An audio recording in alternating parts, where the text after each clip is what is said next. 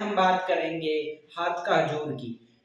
जी हाँ, राजस्थान के लोक देवताओं में सर्वोपरि बाबा रामदेव की बात आज हम करने जा रहे हैं। लोक देवताओं में सबसे प्रमुख बाबा रामदेव तंवर वंशीय थे। इनके पिताजी का नाम अजमाल जी और माता का नाम मैणादेवी था। रामदेव जी का जन्म बाड़मेर जिले की सिव तहसील के गांव उलूक काश्मीर में हुआ था। अब सिव तहसील से आपको एक बात याद आनी चाहिए, अभी वर्तमान में राजस्थान विधानसभा चुनावों में सबसे कम उम्र के विधायक इसी सिव तहसील से बने हैं, श्री रविंद्र सिंह भाटी।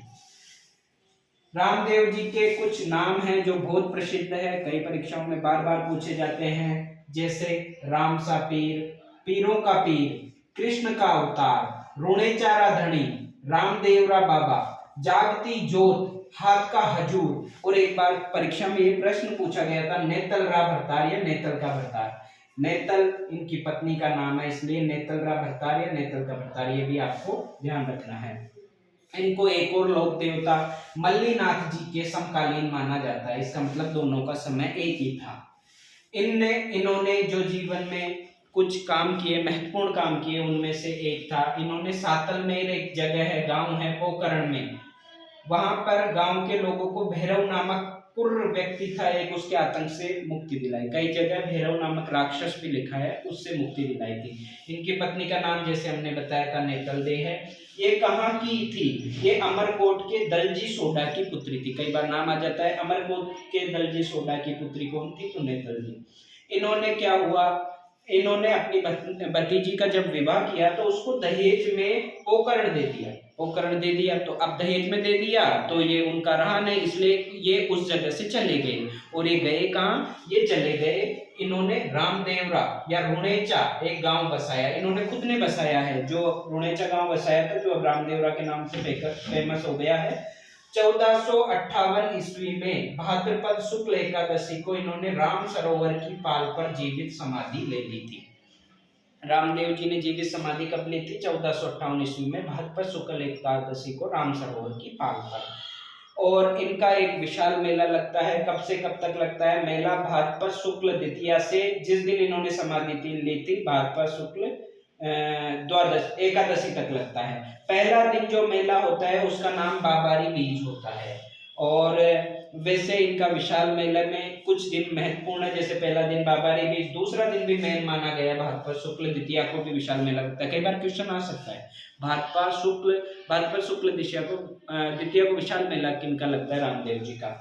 ये इनके मेले में पचरंगी पताकाएं, जिन्हें नेजा कहा जाता है, वो फहराई जाती है। कई बार क्वेश्चन आता है, नेजा पताकाएं कौन से लोक देवता से संबंधित है? रामदेव जी।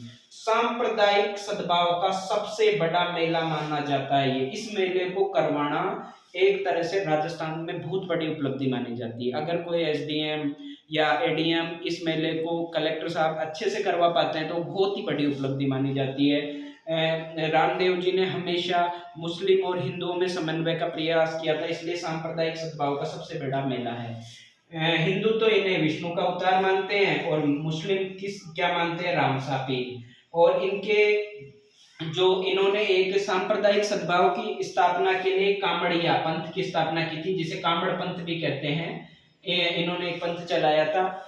इनका जो मेला होता है उसमें इन कामड़ पंथ के जो नृत्यकार होते हैं उनके द्वारा 13 ताली नृत्य किया जाता है। इन कामड़ पंथ की स्त्रियों के द्वारा 13 ताली नृत्य किया जाता है। इन्होंने एक मेघवाल जाति की इनकी बहन थी डालीबाई, उनको बहन बनाया था। इन बहन ने भी इनसे, रामदेव जी ने कब जीवित समाधि ली थी? भाद्रपद शुक्ल एकादशी को। उससे एक दिन पूर्व भाद्रपद शुक्ल दशमी को इनकी जो मेघवाल जाति की बहन थी डालीबाई, उन्होंने भी राम सरोवर की पाल पर समाधि ले ली थी। तो ये ध्यान रखने की बात है आपको। इनकी जो रामदेव जी की फड़ है उसका वाचन कामड़ जाति के भूपे करते हैं। किस वाद्य के साथ? रावण हत्ता वाद्य के साथ। ध्यान रखने की बात है, रावण हत्ता वाद्य के साथ उनकी फड़ का वाचन किया जाता है कामड़ जाति के भूपों द्वारा। इनका प्रधान स्थान जो इन्होंने गांव बसाया था रुणेचा रामदेवरा, कौन से जिले में स्थित है? जैसलमेर में। इन्होंने एक पुस्तक लिखी थी जिसका नाम है 24 वाणियां। कौन सी पुस्तक है? 24 वाणियां। और इन्होंने सबसे ज्यादा विरोध मूर्ति पूजा और तीर्थ यात्रा का किया था। उसमें भी मूर्ति पूजा का तो इन्होंने बहुत विरोध किया था। इनका एक जो वाक्य बहुत फेमस है, पूजत पत्थर उम्र सब खोई सुपने अकल नहीं आए। मतलब पत्थर पूजते हुए पूरी उम्र चली गई लेकिन सपने में भी अकल नहीं आई। और सबसे ज्यादा प्रभाव इनका राजस्थान और गुजरात पर है।